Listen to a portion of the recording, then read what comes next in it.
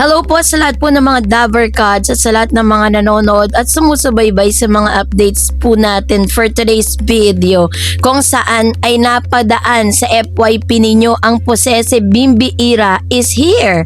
Meron siya ditong tagline na "Wag niyong tabihan si Raisa." The official Word, Kilig and Marites Deep Dive Report ang matinding pagpapagitna ni Bimbi Aquino Yap kina Raisa May Dizon at Yul sa Eat Bulaga Live. So yan ang ating pag-uusapan maya-maya lang. But before that, if you haven't subscribed yet to my YouTube channel, please don't forget to like, share, and subscribe at i-hit mo na rin ang notification bell for more showbiz updates. So, bago tayo magsimula, let's watch this short video clip.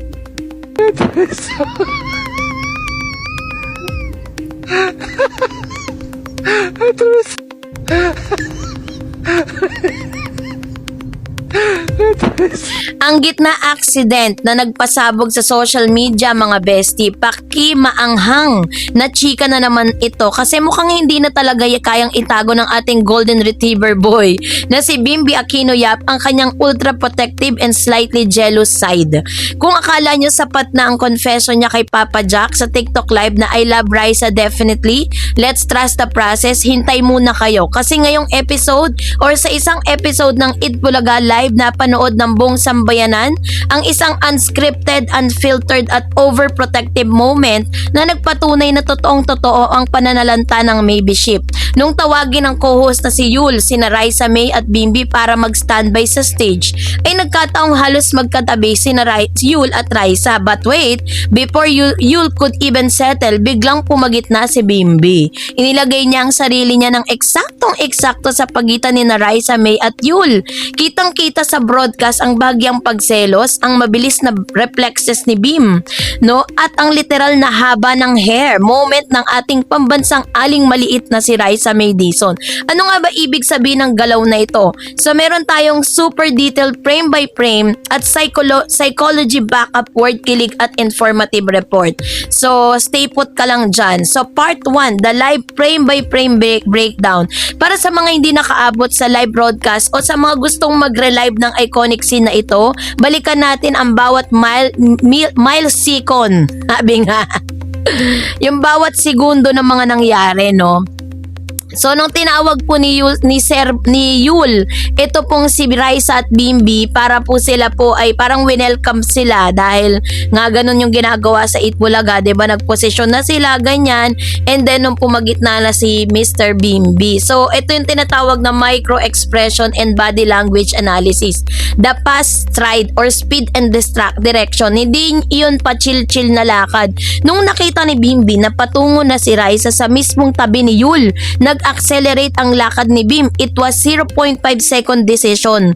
Pagpapatunay lang na alerto ang radar ng ating boy kapag may ibang lalaking umaaligid sa kanyang favorite person.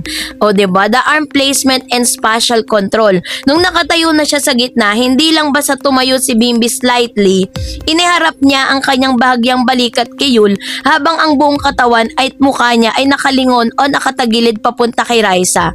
In body language psychology, itinuturing itong claiming space and protective barrier. So nagsible siyang protective barrier nitong si Raisa sa pagkakataon na yon, 'di ba? Yung Raisa's reaction, ang haba ng hair ng smile. Mahaba ang hair, smile. Si Raisa may huli pero hindi kulong. Napatingin siya sa sahig, humawak sa mic at hindi mapigilang napangiti. Alam ng bawat babae ang pakiramdam na yan. Yung pakiramdam na may isang matangkat at gwapong guy na ayaw kang ipatabi sa iba. Alam nyo yan. And then the Marites psychology, why did Bimbi do it? Bakit nga ba nag-react ng ganun si Bim? Suriin natin ang 4 na pangunahing dahilan kung bakit pumasok sa jealous protective mode si Bim. Yung tinatawag na the territorial golden retriever dynamic. Sa relationship psychology, may mga taong napakabait, napaka-gentle at napaka-chill hanggang sa may pumasok na panganib sa kanilang personal orbit. Si Bimbi ang tinatawag na Gen Z na golden retriever boyfriend. Sweet siya, loyal at nakatutok lang kay Raisa, pero kapag ang ibang dumikit, pumasok agad ang kanyang territorial instinct. and yung high intentionally after the confession. Huwag nating kalimutang nauna na ang pahayag niya sa live ng I Love Raisa definitely sa TikTok live dahil nasabi na niya yon sa publiko. Pakiramdam ni Bim ay dapat na niyang panindigan ang kanyang mga salita sa gawa. Sabi nga, action speaks louder than words. Ang pagpapagitna niya ay isang pahayag ng seryoso ako sa sinabi ko nung isang araw. Paninindigan ko ito kahit isang stage. O, diba? And then yung Yul Charisma as a threat trigger. Kasi tinuturing talaga nitong si Mr. Bimbi, itong si Yul bilang threat para kay Raisa, 'di ba? Si Yul kasi ay matipuno, gwapo at may tanglay na older brother gentleman charm sa studio. Kahit pa co-host at kuya-kuyahan lang at 'di ba parang pinapartner sila noon. Parang isang lalaking tulad ni Bim na tapat ang nagraramdaman kay Raisa. Any male proximity is a potential competitor. Yung unconscious reflex ni Bim na harangan ang anumang oportunidad na may ibang maging malapit kay Raisa habang nasa stage sila. 'Di ba? Very possessive, comparative possessive versus chill. Bimbi para mas maunawaan kung paano kalaki ang pagbabago sa ikinikilos si Bim. Paghahambingin natin ang kanyang gawin noon at ngayong nasa protective phase na siya. Scenario chill, Bimbi era past, protective Bimbi era present. When other hosts talk to Raisa, tahimik lang siya sa gilid. Nakangiti, nag-o-observe, nakatitig ng matalas, nakikinig sa bawat salita, stage positioning, pumwesto kahit saan, walang pakialam sa tabihan, strictly beside Raisa. Nagpapahanap ng paraan para pumagitna kapag may ilang lalaki or eye contact tumingin sa camera o sa audience. Nakatutok ang paningin sa bawat galaw ng ngiti ni Raisa. So, yung vibe energy friendly co-host, 'di ba? So, I'm protecting my girl energy. Kaya naman, syempre, sa social media, hindi po napigilan na mag-explode. At yung mga netizen is getting wild. Matapos ang live broadcast, bumahana naman ng mga clips sa TikTok, Facebook Reels, X, Twitter, at hashtag ng Bimbi Seloso, maybe protective at ay agad na umakyat sa trending topics ng Top X. So, ang reaction po ng mga netizen, sabi ni Marites Pro Ultra, hoy, nakita nyo ba yon? Pumagitna si Bimbi nung tinawag ni Yul si Raisa. Bim said, not on my watch bro. Dito mo talaga makikita na may totoong emosyon na eh. Pop Culture PH said, ang haba ng hair ni Raisa May.